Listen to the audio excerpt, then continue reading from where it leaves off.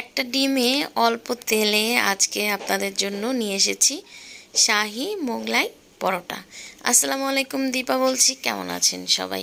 আশা করছি সবাই ভালো আছেন। আলহামদুলিল্লাহ আমরাও ভালো আছি।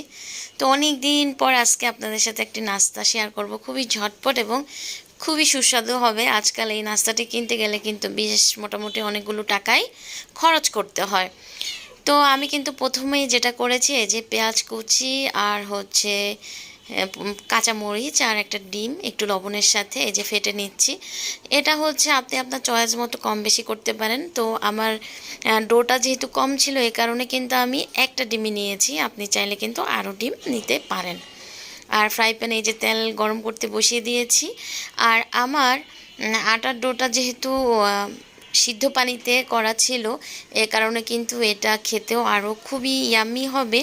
আর তেলের পরিমাণও কিন্তু কম লাগবে, কারণ কি অলরেডি কিন্তু আমার রুটিটা বলা যায় সিদ্ধ করা, তাই না?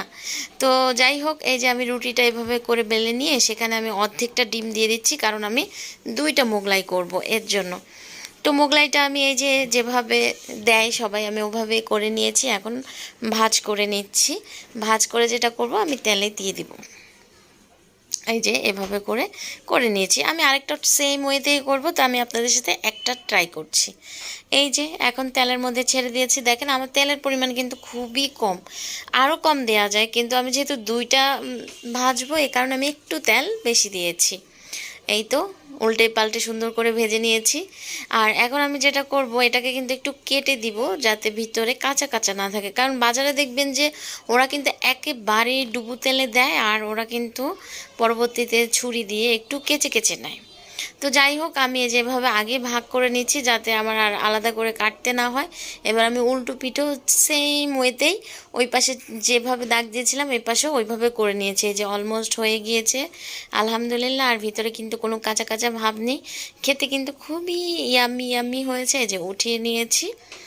আমার হচ্ছে সুস্বাদু, খুবই অল্প তেল আর একটা ডিম দিয়ে দুটো মোগলাই করেছি আমি। আর এখানে আমি একটু ক্যাচআপ দিয়েছি। ক্যাচআপটা অবশ্যই আপনি আপনার স্বাদ মতো নিয়ে নেবেন। কেউ ক্যাচআপ পছন্দ করে, কেউ পছন্দ করে না। এই যে আরেকটা আমার এই যে এরকম হয়েছিল, আমি উপরে দেখিয়ে দিচ্ছি। তো কেমন লাগলো আজকের রেসিপিটি অবশ্যই কমেন্ট করবেন।